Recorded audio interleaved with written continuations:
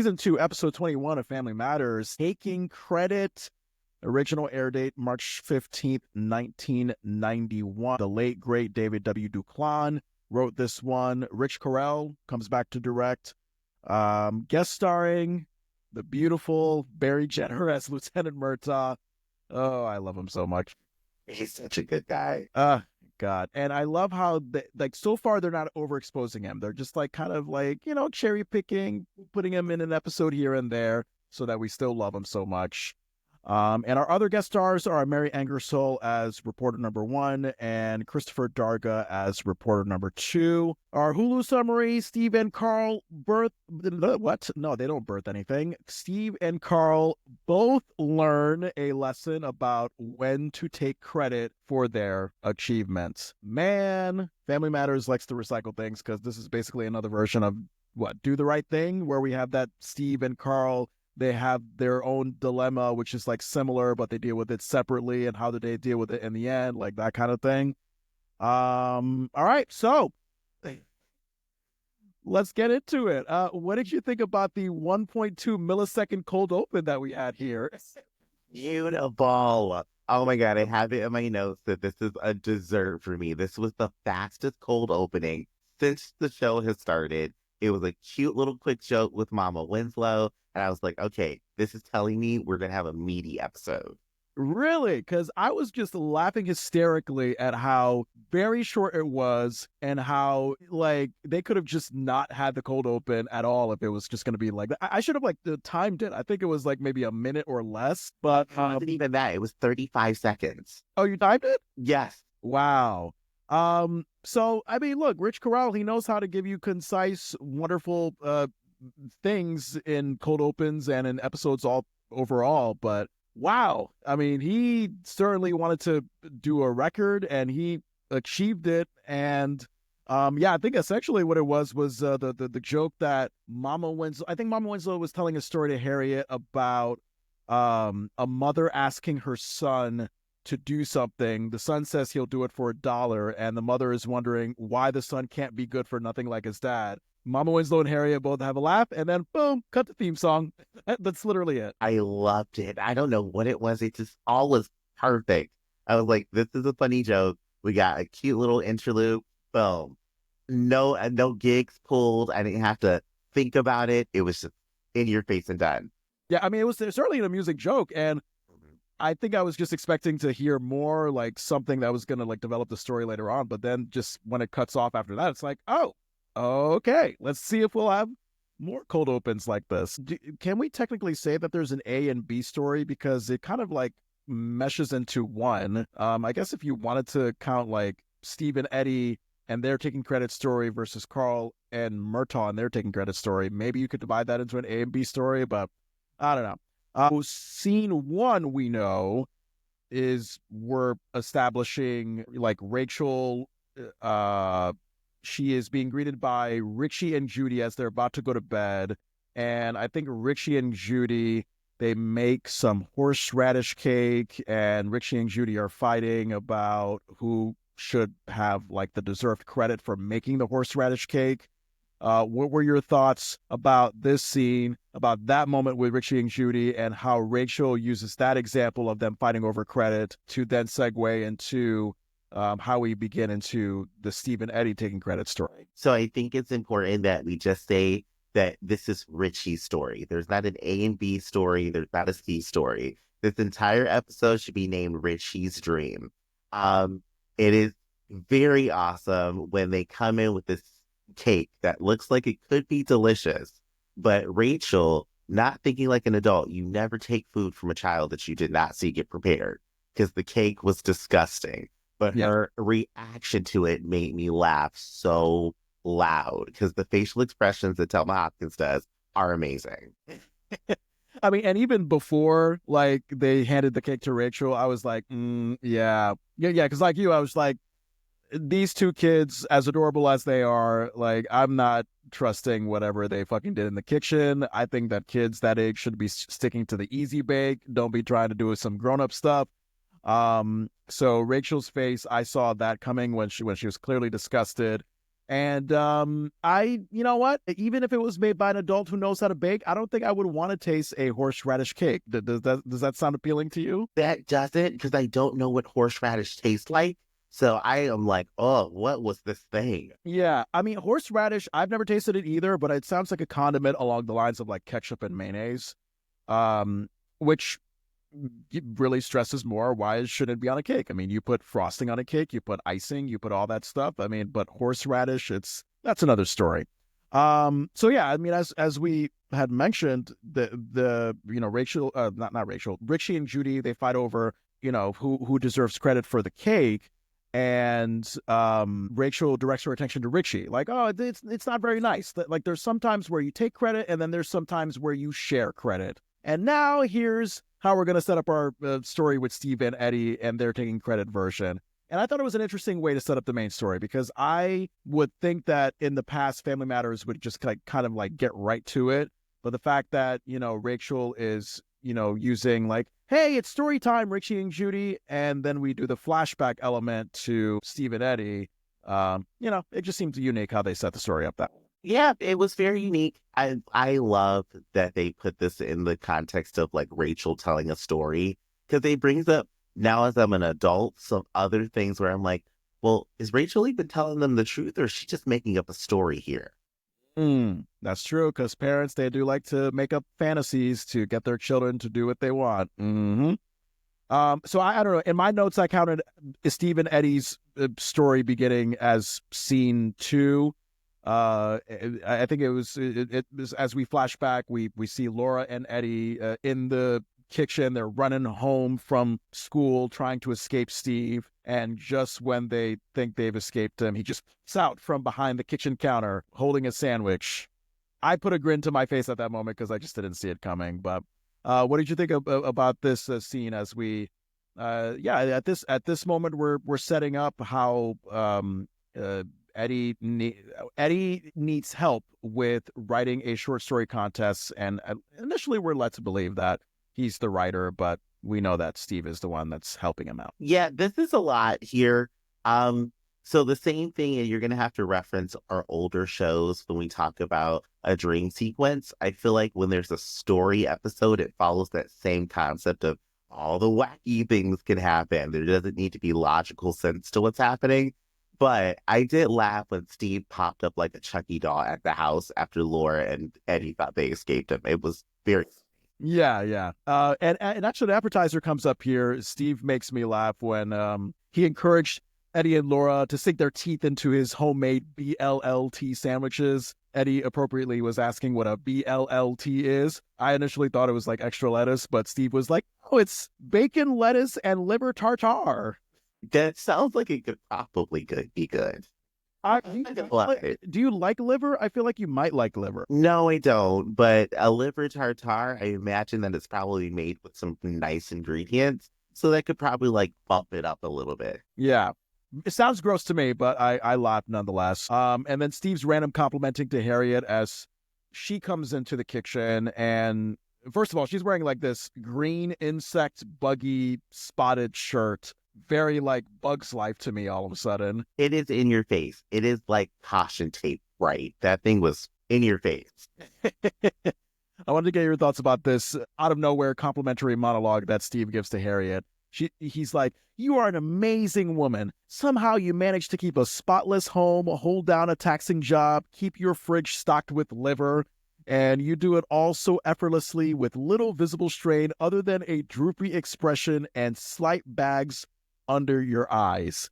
Now, I had two thoughts about this. I thought like, oh, the boy is probably needing something because kids usually compliment adults if they need something from them. That wasn't the case. And then also, I feel like Steve should watch his back because he might get slapped, because between Miss Stupid and Harriet, he's just seemed to love putting down older women's look. Steve is quite a jerk here with his very backhanded compliment to Harriet. But that is what plays into my theory that Rachel made up this story, because that is a very catty girl to girl, sister to sister response to be like, oh, you just have a drooping expression and baggy eyes. Yeah.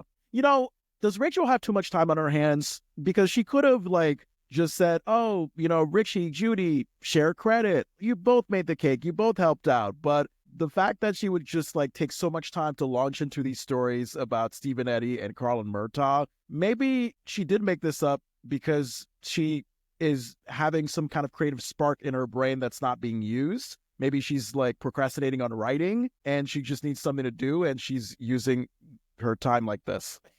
Rachel probably wrote all of this down after the kids went to bed, and this is her next best-selling book. Okay, I could see that. And then Harriet excitedly suggests to Eddie that he enter the Chicago Chronicle short story contest. And Eddie paused, looking dumbfounded for a moment, and he was just like, why?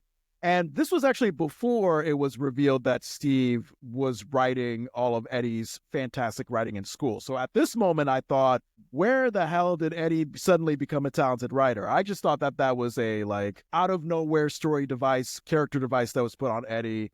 And I just figured that Harriet did not know her son at all. What the fuck was going on? Did you have that thought, or did you automatically know that Steve was behind this? I automatically knew Steve was behind this, but this takes me to my theory about this being like the same way a dream sequence works.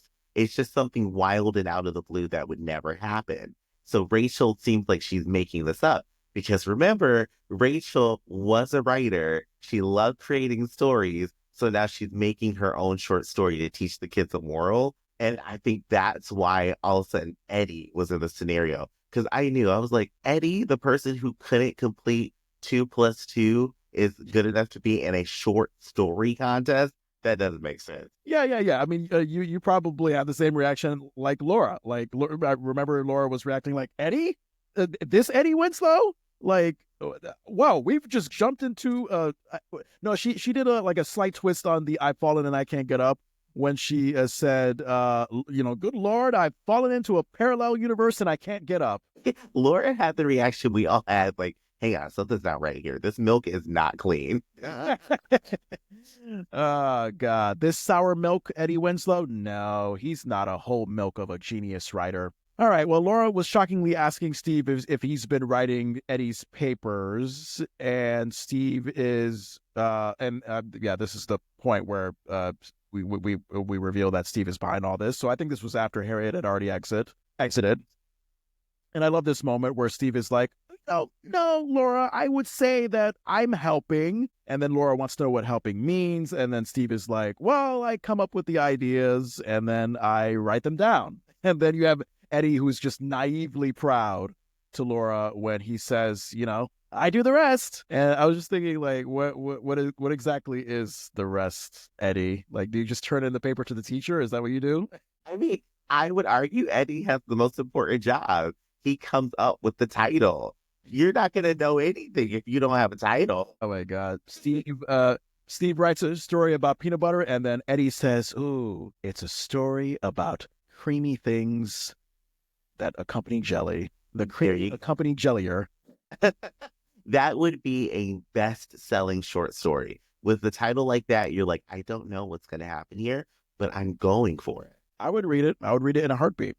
And then we unfortunately come back to the sad reality that Eddie is cruelly using Steve's desire for friendship to get ahead in school with all the writing. And then Steve is just delightful. He's just not minding being taken advantage of. It makes it even worse. And it's interesting how Steve mentions that Eddie promised him that he would take him along to camping with him and Rodney, when we now know that we'll literally never see Rodney ever again. And I wonder if you thought that if this was a good moment to briefly insert Rodney into this episode, or maybe they should have not mentioned Rodney, if maybe they had no intention of bringing him back. This was perfect. I thought that for the story element to mention Rodney but not happen there was perfect because we know Rachel doesn't like Rodney, so she wasn't going to incorporate him fully into the story. He's just going to be on the bad side of the story.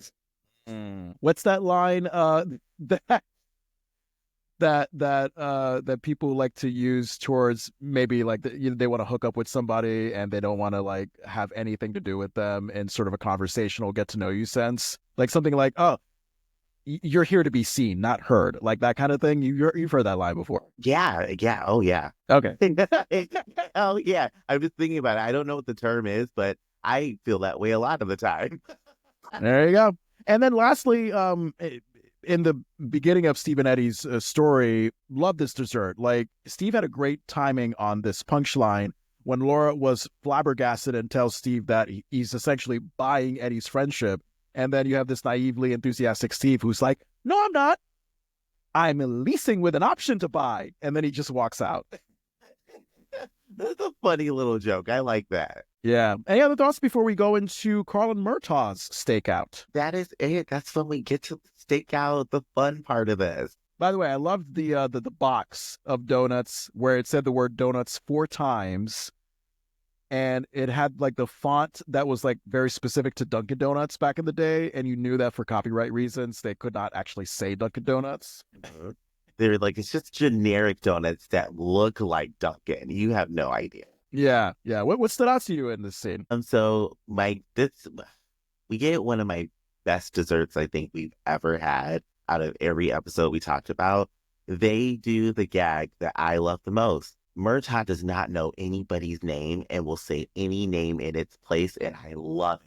And it's interesting that he was using that joke on Carl because he could have just ran with Winslow, because he's always referred to Carl by his last name in previous appearances. So the fact that Murtaugh is just stumbling really badly on Carl's first name, and we get Kyle and Keith and Ken, it's the greatest running joke ever, and I don't think I got tired of it. I didn't at all when he names everybody in the family wrong and he doesn't even mention Judy. I was like, this is just comedic gold right here. Now, when Murtaugh was asking Carl if he could find a closer location to the warehouse, great moment. Carl was telling Murtaugh that he's looking at the wrong end of the binoculars, and then Murtaugh was clearly surprised by the vision difference when Carl switched the binoculars around, and he just had this macho defensive way of being like, I knew that. I just love that Murtaugh is literally every police officer I have ever met in my life. He just is like, no, I will not take accountability. I already knew what was happening. And then we get a funny TMI moment from Murtaugh when Carl was asking, like, like, when do you think they'll make their move? Referring to the criminals. And then Murtaugh thinks he means his insides and was like, oh, hard to tell. Sometimes a donut stays inside me for a week. Murtaugh needs to go to the hospital. Yeah. Like, I could understand, like, 55 donuts, like, being stuck inside you, but one donut you can't digest? Ooh, I don't know about that. Yeah, like, that's a cop's diet. And if you can't get the food out after it goes in, you're not going to have a good time. Yeah, yeah. So it's confirmed that Carl and Murtaugh are spying on people who want to give computers to our nation's enemies. Did you now? I mean, I know you yourself like a little crime spy and thrilleriness to your movies and TV shows every now and then. Have you ever seen a story device like that where it's like, no, we cannot give computers to our nation's enemies? Yes. Yeah. It's really war games, James Bond movies, Jason Statham movies. There's a plethora where they're like, we can't let them have the computers because, you know, back then it was like the computer was the USB drive. There was nothing small to steal. Yeah, this is true. This is very true. And Carl and Murtaugh, they have this amusing back and forth where Murtaugh tells Carl he likes him and knows him like the back of his hand. And then, as you had mentioned earlier, like he proceeds to give the incorrect names of Carl's wife and children. You know, your wife, Hannah, your son, Edmund, your daughter, Leslie. But Murtaugh does not screw up the name of Rachel, Carl's sister-in-law. And, he clearly showed romantic interest. He's suggesting to Carl that maybe I should give her a call sometime, Winslow. And that puts Carl in a tricky position because now his job could be on the line if Murtaugh does not score with Rachel. So a big head shake of a moment, especially hearing the audience woo that moment when Murtaugh was like really feeling himself, at the idea of being with Rachel. I don't know what you thought of that moment. I love it. So I wonder if this is like them hinting that Rachel kind of has a crush on Murtaugh, because if she's telling the story, there's no reason for that to be in there unless she's like, just put a little nail in Judy's head to tell Carl that I like Murtaugh. I'd be interested in seeing if Rachel and Murtaugh like have a thing for each other, because how Carl reacted, with that open mouth shock and awkward speechlessness. He just didn't know how to take his boss hitting on his sister-in-law like this. And he's in a panic. He doesn't want to piss off Murtaugh. So he gives an answer that I actually found brilliant because it both pleases Murtaugh, but is also honest to Carl. Like he's just like, well, I'm sure Rachel feels the same way I do, sir. So you kind of you know that Murtaugh's gonna think that's complimentary, but Carl, the way he's reacting, it's like, secretly, I don't think too highly of you, sir, and maybe my sister-in-law will not think too highly of you either. So it's possible Murtaugh could come on to Rachel like in person, and Rachel's just like, yeah, no. I think it could be that, or Carl was like, Jesus Christ, if this man becomes a part of my family, I will destroy the world. I mean, but goddamn, wouldn't those be funny episodes? They would be hilarious. Yeah, I'm all for that. So Murtaugh gets back in his chair in stakeout mode and tells Carl that now they've gotten to this point in their relationship, they should be on a first name basis, and then proceeds to contradict that when he says to Carl, "Is that all right with you, Kevin?" And then Murtaugh makes me laugh when Carl realizes that he actually doesn't know Murtaugh's first name. And then Murtaugh just gives his best military stoic expression when he's like, "It's Lieutenant." Best response ever. I laughed. I love things like that. Yeah, it was my dessert. I put it down in big, black, bold font. And Murtaugh adds to the unknowingness of his real first name when he tells Carl that he legally changed his name to Lieutenant once he graduated to that rank. So, of course, Carl is like, "Oh, okay, sir. Well, what was your name before you got that rank?" And then Murtaugh was like, "Sergeant." I love that Murtaugh can just be a wild card, but he keeps Carl in line. It's like, no, you're just going to call me Lieutenant or Sergeant. There's nothing friendly about me. Yeah, but for real, like, what do you think his birth name actually is? Do you think he looks like a Lewis or a Bob? Frank. I'm going to give him Frank.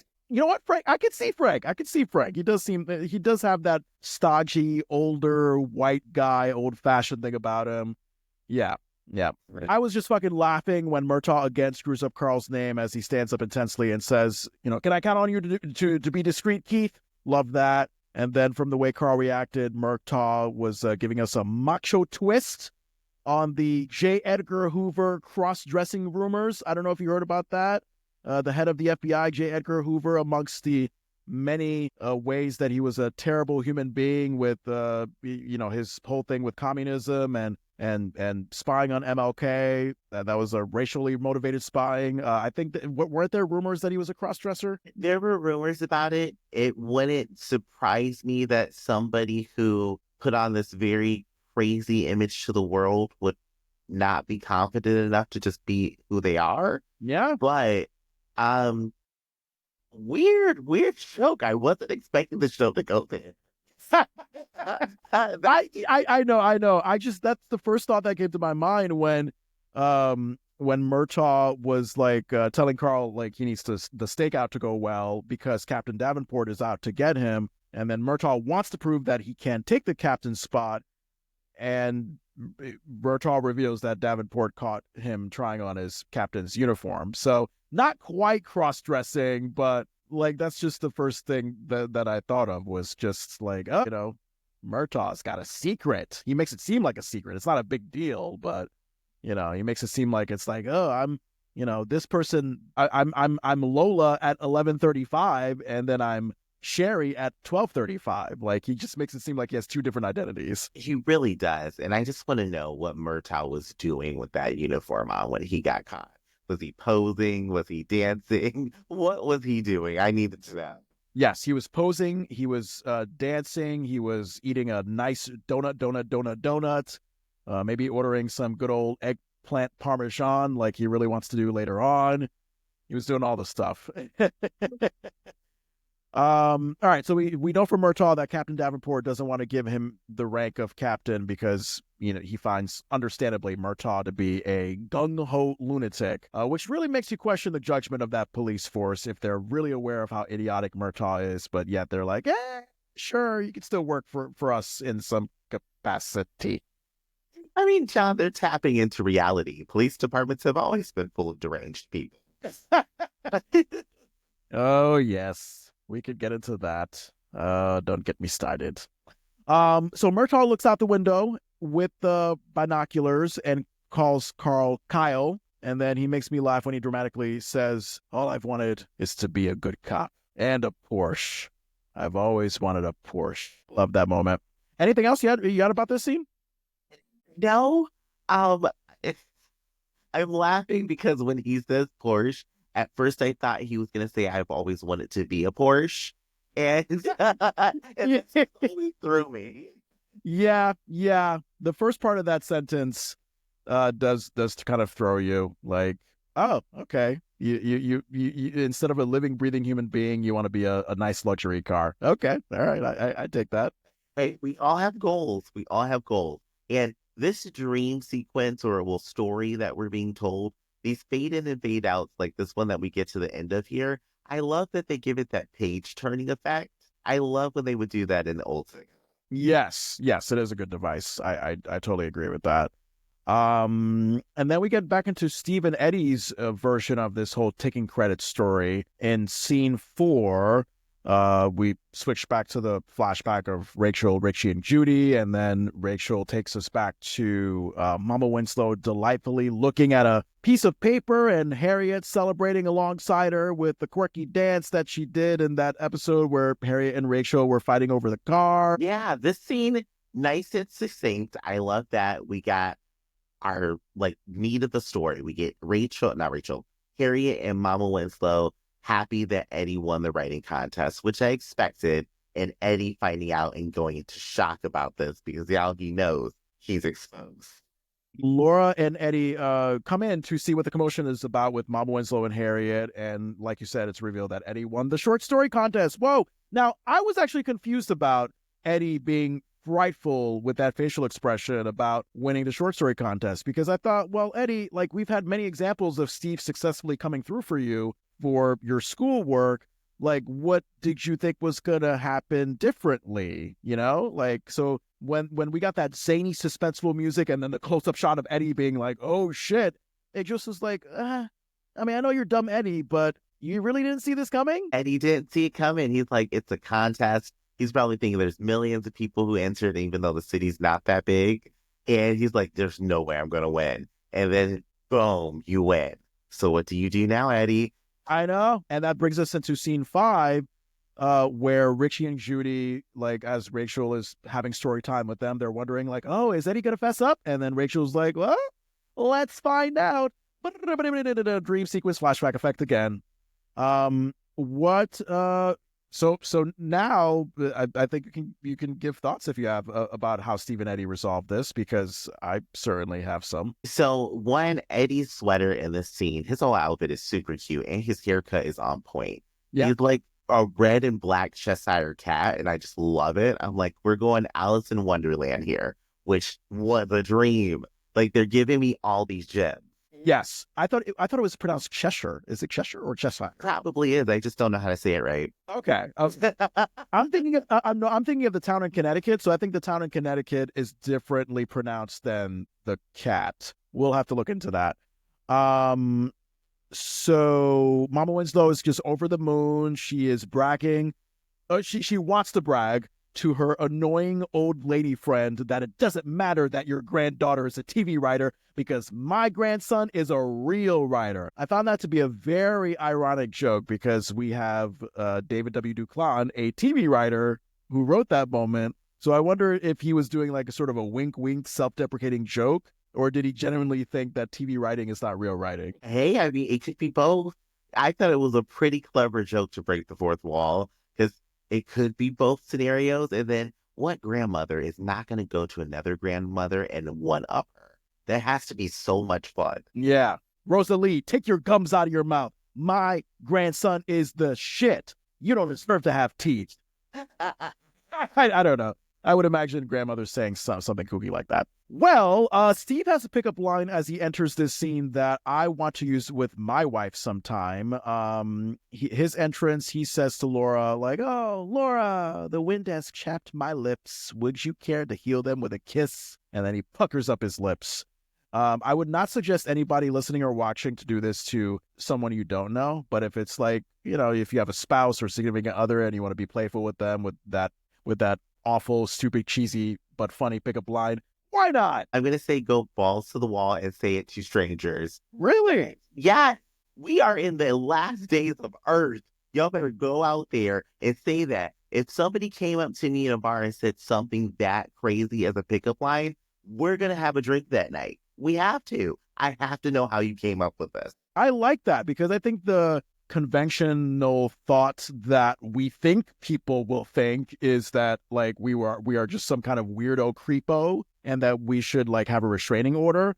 But no, fortunately, you're one of the good people, Andrew, where you appreciate that sort of bold uniqueness amongst what could be a boring crowd of people trying to, keep cool. So I like that. I think that would be, hey, if you try that out or have a guy try that out on you, let me know how that works out. I mean, I've done terrible pickup lines all my life. I love it. If you say it with confidence, it's good. But if you come up and whisper that very creepily, then it's like, whoa, hang on. Like, why are you here? But if you walk up with your full chest and say something that outlandish, you're going to have success. Yeah, don't whisper it. Say it loud enough for everybody to hear so they know that you're playing around. Like, have witnesses to know that you're not trying to, roofie anybody's drink or anything. I know. We don't want that, do we? We don't want that. Do we? God, you just described Jeffrey Dahmer. That it's hilarious. Oh, sorry. Yeah. Painful memories. We don't want to go there. Oh my God. R.I.P. to a man that could have been a great man, but wasn't a great man. But anyway. Oh my God, he can rest in hell. Yeah. Yeah, this is true. This is true. I would not blame you. All right. Well, somehow I'll try to transition out of that. I'm a bit concerned and curious about Steve's short story. So he starts off by reading the congratulatory letter that Mama Winslow and Harriet was reading. And he does it in such a humble brag way. He's like, congratulations, blah, blah, blah. You're so talented, blah, blah, blah. And then he reads the part of the letter where the judges were inspired by his story about a young proctologist.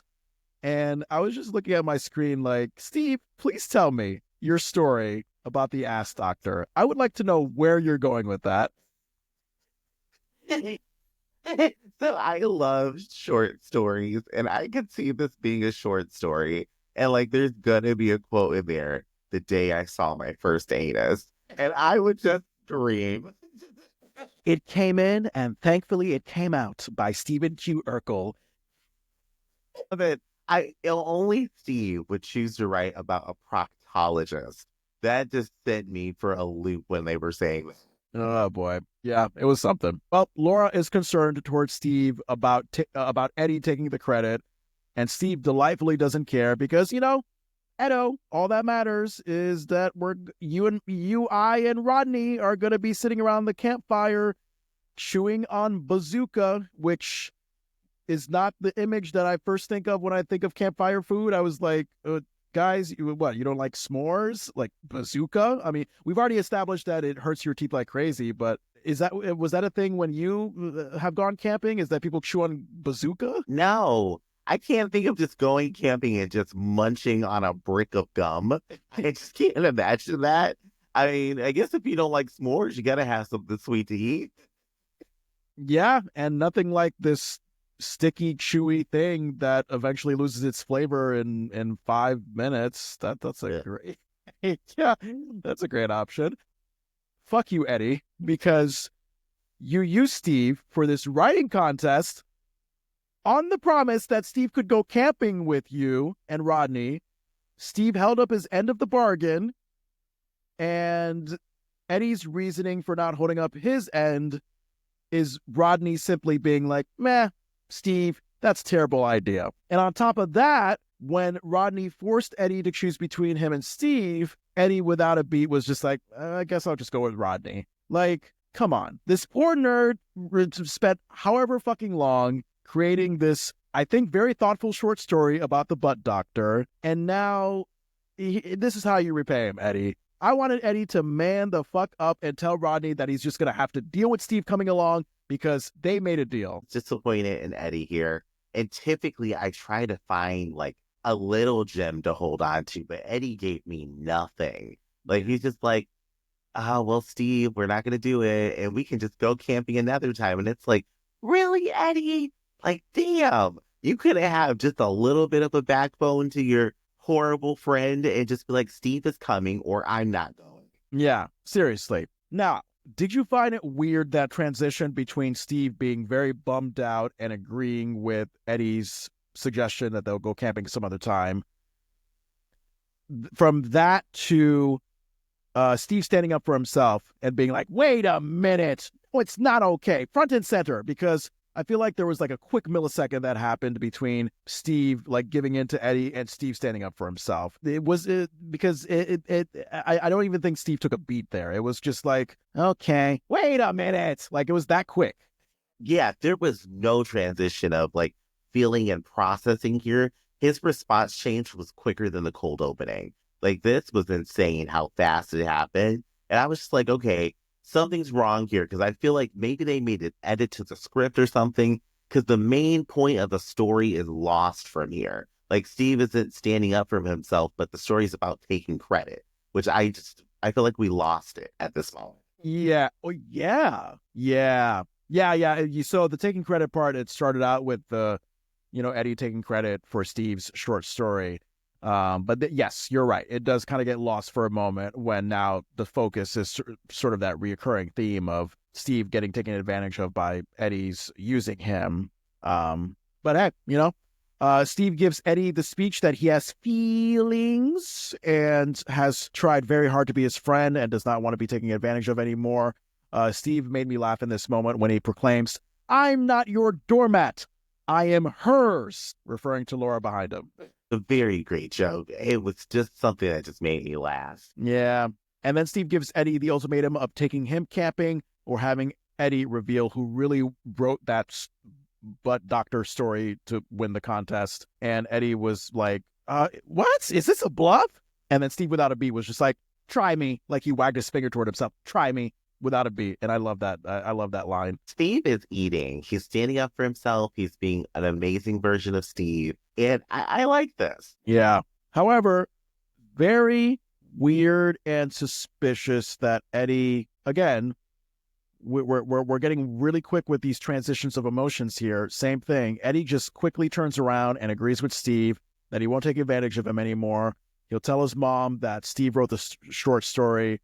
And then you'll tell Rodney that Steve is going on the camping trip, whether he likes it or not. The way Eddie quickly turned like that, it made me think that he was up to something, but he wasn't. It was just, we just had to speed the story along. That's the cue that I got. Yeah, this is where Rachel is in the storytelling, where she's like, oh my God, I want you kids to go to bed. So everything gets wrapped up right now. Rachel is frustrated at this point. So she's like, let's hurry up the story. 9:45. Oh my God, Richie should have been in bed 2 hours ago. Yeah, that's what she said. She's like, I want to watch my damn shows. Go to sleep. Right. Steve and Eddie are hugging it out, and then they do that 90s sitcom homophobia thing where they quickly distance themselves when they see Laura looking at them, because even though Laura is just looking at it as a sweet, adoring moment, somehow Steve and Eddie are like, oh, no, we can't have her think we're gay. Yeah, and then Steve did that faux macho thing where he was like to Laura, like, "Yeah, hey, how about those bears?" It was amusing, but it was also a reminder of like, oh my God, yeah, we get a lot of this in 90s sitcoms. They just like to really make a joke out of like, oh man, hugging. Like, no, we gotta make sure that we're just friends hugging. Yes, and that led to many children not knowing that they're loved today. And the same behavior continues. That joke has never ended. But I did actually think it was kind of funny when Steve says, how about those bears? Now, if you're gay, you get why it's funny. There is a subset of gay men who are known as bears. So it was just so hilarious for Steve to be like, how about those bears? We go to scene 6 where Carl and Murtaugh are about to wrap up their taking credit story.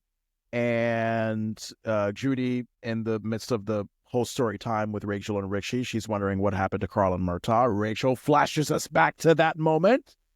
I do not like how this story resolves itself, so I'm curious to hear what your thoughts are about that. What are they? I love how this story resolved itself. Really? Go ahead. Talk to me about it. So good, because we get Carl and Murtaugh back at the steakhouse. And of course, Murtaugh's like, I'm hungry. So I want to just shove off my responsibilities and let's just kick it. Let's just go get some food and we can come back. I'm pretty sure the crime will still be going on. And this is just like my bread and butter. I forgot to say, I've already had my appetizer and main course with the last scene. This is just full scene of dessert for me. Okay. All right. Now, what is that ping pong thing that Murtaugh is playing with? The one that where he's bragging you like, oh, I got a 78. Like, what do you call that, like, string attached ping pong thing? It's a paddle ball. Oh, okay. All right. Because I've seen those things and I've played with those things myself, but I just never could, like, ascribe a name to it. So when Murtaugh, like, excitedly says that he got a 78 on this, Carl just gives that annoying, defeated, yeah, congratulations. And then Murtaugh tells Carl what they need right now, as you mentioned, is eggplant parmesan. And as he is about to head out, that's when Carl reminds him that, like, the regulations of a stakeout team is that the stakeout team cannot separate. And then Murtaugh, if you remember this line, he was like, you know what, Winslow? Don't you tell me about regulations. I make the regulations. It's up to me if I want to violate myself. And then you just have this awkward beat of Carl and Murtaugh, like, looking at each other like, oh, like that. There was a bit of suggestiveness in that line. There's a lot. Murtaugh is a wild card. And Carl's like, wow, you're my superior. Carl Winslow is expressing a moment that I'm pretty sure a lot of people, especially if you're a listener who is a Black person who is overqualified for your position and you work in an office with somebody who is just skated by who they are. Carl is giving us this in acting in here, and Yes. Now, when Murtaugh was exiting to, I guess, take care of the eggplant parmesan thing, was he exiting through the bathroom? Did he think he was exiting outside, but ended up exiting through the bathroom because it looked like he was exiting through the wrong door and that Carl was going to acknowledge that he was exiting through the wrong door, but there was no acknowledgement of that happening. So maybe, I don't know, maybe Murtaugh had to go to the bathroom or the bedroom to make a call to the food delivery place. I have no idea because I couldn't tell what door he was going into. I'm like, what is that he's about to walk into? Yeah. Now, we eventually get Carl in his, like, panic report to his officers on walkie-talkie mode as he watches the criminals from outside wheel a rack of boxes that I guess contain the computers they're delivering to our nation's enemies. I was fascinated by the size of these boxes because they were very wide and rectangular, and I was trying to think, like, were computers in 1991 shaped like that? Because I don't think they were. They seem to be very small and compact and thick. But did you see computers that were very wide like that? I'm assuming it was just like the hard drive of the computer, because the hard drive used to look like a big VCR deck. So I'm thinking it was that. Okay. Now, one of the guys that Carl was talking to on the walkie-talkie, he kind of sounded like Homer Simpson. I don't know if you picked up on that. He was like, where you at, Carl? Like, he just had that Homer Simpson delivery to him. And he sounded like Homer. And I'm like, maybe this person went on to be somebody that we knew now. Maybe. You could, I mean, you were the one that was out in the 911 task force once upon a time, so you tell me if this is legitimate or not. I got the sense that the criminals outside just did not give a shit because Carl was taking pictures with his long-ass camera, and you just saw these criminals out in the open wheeling these boxes that said REI computers. I was thinking, oh, like, if these guys want to be on the down low about this, maybe don't, like, explicitly identify, like, what you're illegally delivering. And then they just keep on giving Carl, like, they kept on giving Carl money shots, like, when they were taking out the briefcase with the money, they were just showing the briefcase and they were kind of looking around, but you just kind of got the sense that they were almost like Vanna White at Wheel of Fortune, just kind of posing with the money box. I don't know. Like, is this what criminals do, or were these just, like, Family Matters stupid sitcom criminals? This was hilarious. This whole interaction was a gem for me. The crime starts, and Carl, has the lights on in the stakeout area. Right. So he runs to turn these off. He's super loud. Mind you, the windows are open, so they should clearly see Carl with this 4-foot-long camera that taking pictures of them. But oh my God, this was like watching an HR training video about a police bust. Because like everybody's just like, here's my face, here's the money, these are the illegal items. And Carl is getting these perfect shots. Yeah. Never happened in a real crime. Yeah. Yeah. The criminal should have been a bit more undercover. But God damn it. I mean, right now you got Murtaugh who comes in. He just has to turn on the lights and ask Carl if he wants cannoli with eggplant parmesan. And then that just leads the criminals to, finding Carl and Murtaugh from up above and going apeshit and firing shots at them. And Carl and Murtaugh got to duck down like crazy. And that's when Murtaugh chooses another moment to screw up Carl's name. He was just like, oh, geez, Ken, you could have warned me. That was the best. In the middle of getting shot at, you still say the wrong name with confidence. Seriously. Now, I write this down as going into scene 7 because I think there was a blackout after this moment. This is where, where the aftermath, we don't see how the criminals got caught, but as Carl and Murtaugh are talking with TV reporters, we see the part that Rachel's talking about. Whereas Eddie took credit wrongfully for Steve's work, this is Murtaugh taking credit for Carl's work, but Carl decides to share that credit. And you're saying you liked how that resolved itself. I love how this resolved itself. Carl is doing something that, again, if you are a person who's been in a position where you know that you've done a better job than your superior, but your superior determines how far you go in this business, you might have to do this through your life. And if you're just a Black person, you might have to do it. And you have to weigh it out. Is it better to call it out and say, no, you don't know what you're doing, or still have your career?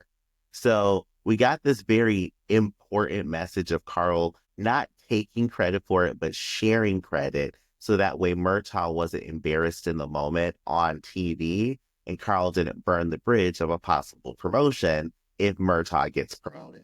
Okay.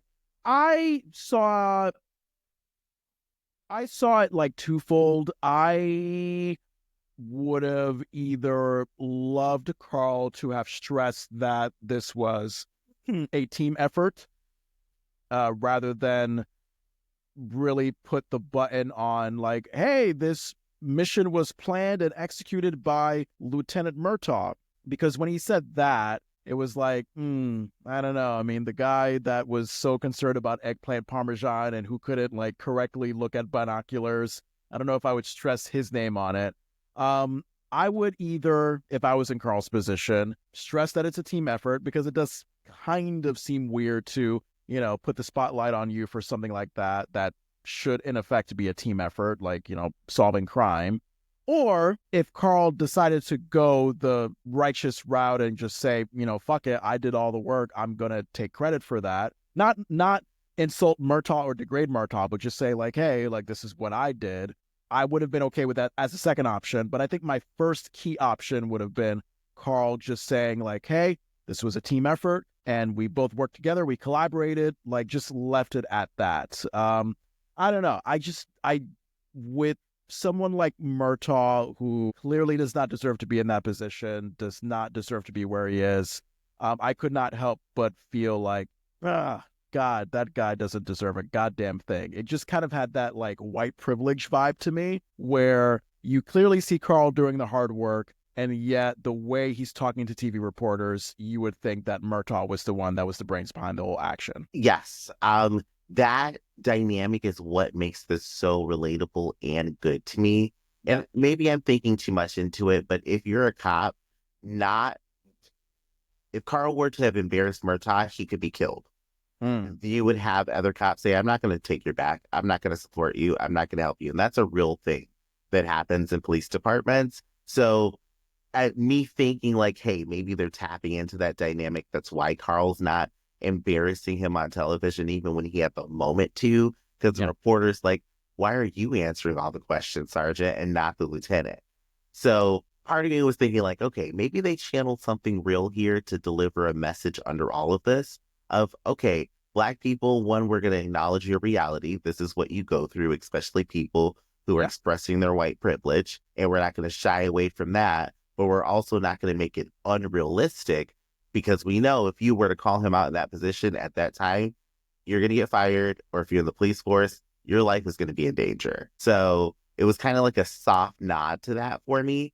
But the reason why I love the end of this scene here is because Murtaugh, when he first goes to the reporter and is like, it's Lieutenant Murtaugh, spelled M-U-R-Taugh, I screamed. That was the best joke, and that is why I love how this ends. I did not catch that moment. To be honest, what was really making me laugh in this moment was how Murtaugh clumsily responded to the reporters asking him questions that he clearly did not know the answer to. Like a reporter would ask a question like, so what's the country that like the computers were being illegally sold to? And Murtaugh just being like, well, and then he's just like waving his hand forward, not knowing what it's for. It was just the greatest physical comedy, like everything about it. I loved that. So that was a saving grace for me with how they resolved this taking credit story, was just the way that Murtaugh just did not know how to respond. It just made me laugh on the floor. It was hilarious. Murtaugh was giving us early Trump. Like, this was so funny for me. Oh, boy. All right. Carl takes one for the team, tells the reporters that Murtaugh planned and executed the mission. We've already established that. He's proud to serve under Lieutenant Murtaugh. When the reporters leave, Murtaugh finally gets Carl's name right, and he asks him why he took the credit. And I'm getting an indication through Carl's passive-aggressive response that he probably would have preferred to, either acknowledge it was a team effort or that he himself did the work. Because if you remember, Carl was like, well, I don't think it matters who gets credit, sir. You were searching for eggplant parmesan while I was ducking bullets. It all balances out. I was like, oh, yeah, Carl, that's being Black in America. That's exactly it. It's being Black in America, and it's also a warning to Murtaugh. I have something on you now, so I better get something from this. Yep, I have your eggplant parmesan, and I have your stripper story. Mm-hmm. Carl's building a resume here. This is how you move up. Game of Thrones. Yeah, absolutely. So the Murtaugh, who we always see as like this big uptight macho demeanor, he just lets it go. He emotionally gives Carl a hug. And look, I mean, I would say this was overall a junk food and main course combined, and I'll get into it in the delicious star rating of it all. We go back to Rachel, Richie, and Judy. Rachel does, I think, not make it any better when she wraps it up by saying, hey, the lesson here, little boy, is that sometimes you have to take credit like Steve, which I thought was valid. And sometimes you have to share the credit like Carl, which I was like, hey, that was a little fishy one. That could be debated. And then Richie was apologizing to Judy for hogging all the credit. Judy was like, okay, you're young. Even though, wasn't Judy hogging all the credit too in the cold open? Wasn't she fighting with Richie about that? They were both fighting about it. Richie took the credit, but Judy then was like, no, I actually made it, Richie. Tell the truth. And then that's when he's like, oh, I have to tell the truth. Yeah, I had a feeling I had their whole taking credit thing wrong in the cold open. So, or not cold open, and scene one. Forgot there wasn't really a cold open because it was 1.2 seconds long. So Judy exits up the stairs to her, like, wearing her Sound of Music kid PJs, and then Richie goes back to try the horseradish on the cake, and in disgust he says, like, oh, ew, nobody should take credit for this cake. It could kill ya. And that was our episode. Perfect line delivery. That is A1 acting. All of you should watch.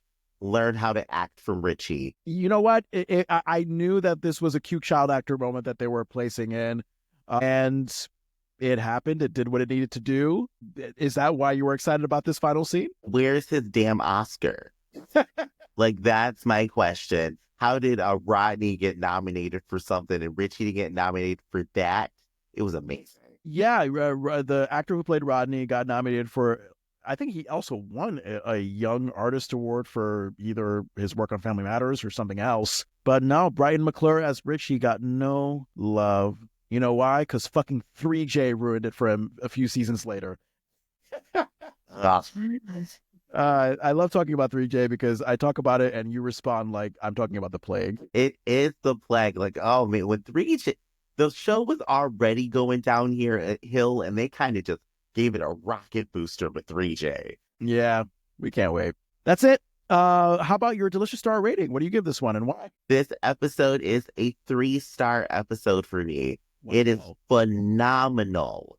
This is probably my favorite episode of Family Matters that we have watched for the show. Wow. So far. I hate a dream sequence, but a story sequence episode somehow just works for me. And it's because I keep going back to one of the characters is telling us the story from their perspective. So things in this are not going to make sense. They're going to be unsensical, but they're a grounding point of, okay, she's elaborating on the story for children, keeping it interesting for the children, but then also adding in these little gems that Rachel would say when she's making a snipe about Harriet, or she wants to talk about someone having a crush on her. And I'm like, okay, this works. And then Carl and his journey of having to do what so many people so many Black people in America have to do on a daily basis for work. I was like, okay, whoever did this episode, you had depth. This was like watching a short story. If you've read a short story, if you love short stories, you know that it has a heavy beginning, heavy middle, and very light end. Because it's so short, but you have tons of information to fit in.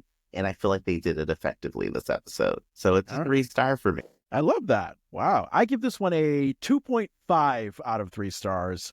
My first thoughts were like, at this point, the Family Matters production team, they seem to know like what characters and what character dynamics work.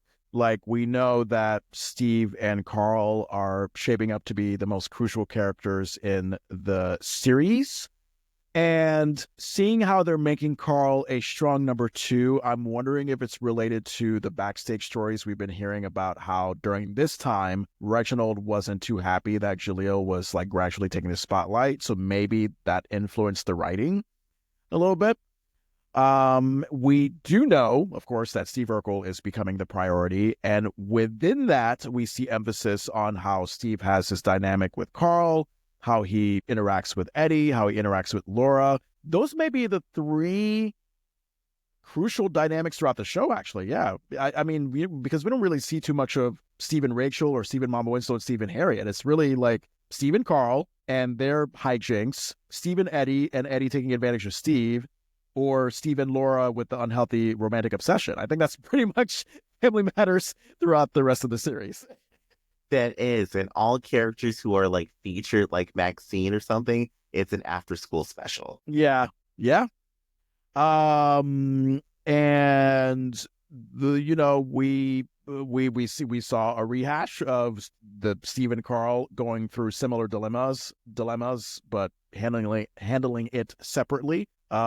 We have seen Eddie take advantage of Steve once again, because Steve really wants his friendship that bad. We see Steve's, we just see repetitive, tried and true formulas. And even though I can see the repetition, they still manage to find good moments out of it because it's only season 2. So, well, let's see if we still feel the same way if we're recapping this show, say still by like season 4, season 5, season 6. I don't know. Barry Jenner. The late, great Barry Jenner, his comedic strength as Lieutenant Murtaugh, it is undeniable. My God, one of the best supporting characters alive. And please keep him as a special occurrence guy appearing every now and then. Do not overexpose him. Do not have him appear in every episode. We like the special occasion that is Murtaugh because that just makes him so delicious. And then, really what keeps this episode from being a 3 for me is, I guess, kind of, going back to what I was saying, which is questioning how long they could keep recycling certain story devices, like the Steve and Carl dilemma, like Eddie taking advantage of Steve. That we'll see as we go on. And, even though I thought it made sense that Steve and Eddie resolved the taking credit thing the way they did, the way Carl and Murtaugh resolved it, it was both a combination of like junk food and main course for me. The main course part of it is just okay. Like there are times where we take credit, there's times where we share credit, and then there's just sort of that like blurry in between where maybe we have questionable judgment on how we treat credit. And the junk food part of it was just my man Carl. He did all the work. He almost got killed on Murtaugh's behalf. He should have been front and center with those TV reporters. But Carl Winslow, he's going to be the classy officer he is. He's going to take one for the team. He's going to try to give himself a job promotion, be in Murtaugh's good graces. So I get what you're saying. I know Carl at the time in 1991, for a black man in the police force, he's thinking of how to get ahead smoothly. So yeah, that's a conflict there. All righty. That's it, y'all. Where you can find us, well, I don't know, wherever you get your fucking podcasts, I guess. The Delicious Recap, listen, subscribe, follow, rate, review, watch, whatever. You know how to find podcasts in 2025. If you don't, what are you doing with yourself? Yeah, if you are like me and still think that a podcast is something for people in a flight room, it's not. It's something you can listen to and enjoy, okay? And make sure when you watch us on YouTube, hit that subscribe button. That way you can get alerted when all new videos are posted, and it's free. Yes, absolutely. Very important to us. Please subscribe. Please stay in touch with all the episode recaps and interviews we have posted up. That would mean a lot to us. If you want to have questions, comments, concerns, feedback, thedeliciousrecap@gmail.com. Once again, I mean, I got to give a shout out to fans like The Claw, Adam, David Steven, who also sent us another kind email. I mean, he was enjoying our Life of the Party recap as he was working out. He was watching Family Matters, the episode, at the same time. And he just stressed how much it means to him that we are doing what we're doing, as he is a federal worker right now when it's not necessarily the best time to be a federal worker. So, David, we thank you for your kind words, and we just hope for the best.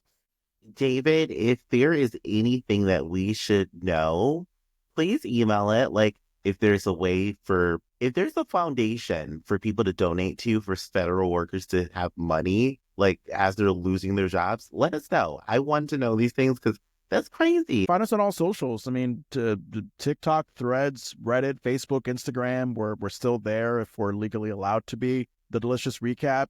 Just find the picture of Steve Urkel, Fresh Prince, Living Single, Cream Savers, Dunkaroos. That is us. And again, if you want all of this episode recap goodiness and interview goodiness that we do from time to time earlier than the general public, patreon.com/delicious recap. Patreon.com/delicious recap. Andrew, how can people follow you if they want to hear the good word? If you want to follow me, also the podcast, one place you can go if you want to agree to the Chinese Communist Party Constitution is Xiaohongshu, or a Little Red Book, or Red Note, whatever you're calling it. We're on there. We are also on TikTok, and YouTube is where you can find me as well. All at Ajay Vandertunt. And for the Delicious Recap, just look up Delicious Recap. You will find us. People in China love us. So come over to China. Like, we're the future. And yeah, China is it. Okay. Okay. All righty. You wanna give us some deliciousness ringingness to sign us off? Okay, we're gonna let the deliciousness of this episode ring, because the next episode kind of rings in the same way, even though we didn't want it.